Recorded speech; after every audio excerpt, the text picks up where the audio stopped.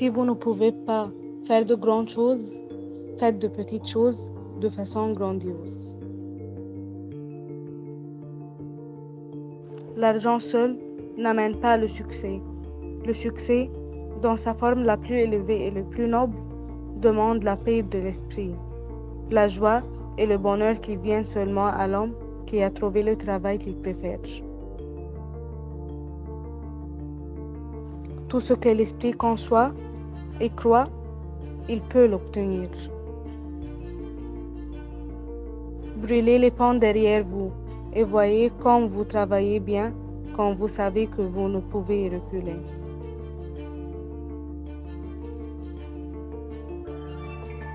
Le pouvoir, ça peut prendre ça, ne se donne pas. Le monde a l'habitude de faire de la place à l'homme dans les paroles, et les actions montrent qu'il sait où il va.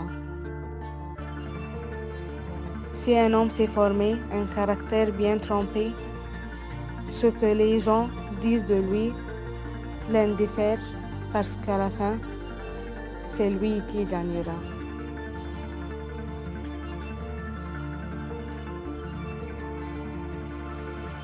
Les opportunités apparaissent le plus sous la forme de malchance ou l'échec temporaire.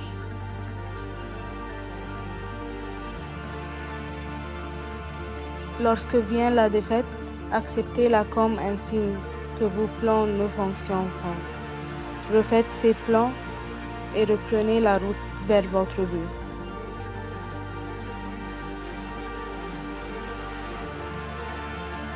Il faut s'absenter d'accepter toute défaite comme un échec, tant que l'on n'a pas eu le temps d'en analyser le résultat final.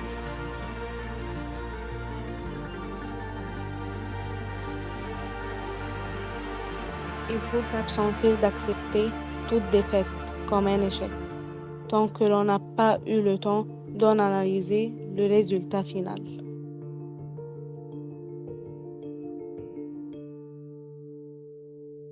Le succès dans la vie ne peut pas être atteint si ce n'est à travers un effort coopératif, harmonieux et pacifique. Il ne peut non plus être atteint seul ou indépendamment. Chaque difficulté porte en elle le germe d'un avantage équivalent ou supérieur.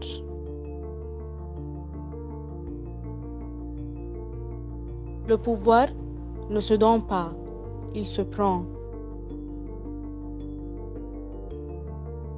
Il est dans la nature de la femme de soumettre les intérêts du présent à ceux de l'avenir. L'homme est généralement motivé par l'occasion qui passe. Il n'existe pas de chemin plus court pour atteindre le cœur des parents que le fait de manifester de l'intérêt pour leur progéniture. Il n'existe pas de meilleure façon d'influencer les parents que celle de charmer l'enfant. L'homme est l'artisan de sa propre destinée, et ses pensées et ses actes sont les outils avec lesquels il l'a créé.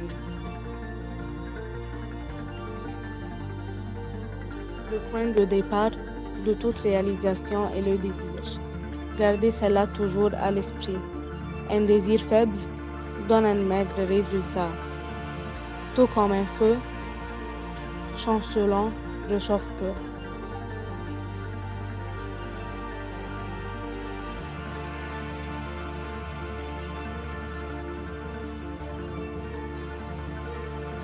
Malheur à celui qui, soit par ignorance ou par culte du moi, s'imagine pouvoir naviguer sur cette mer de la vie dans la frêle embarcation de l'indépendance.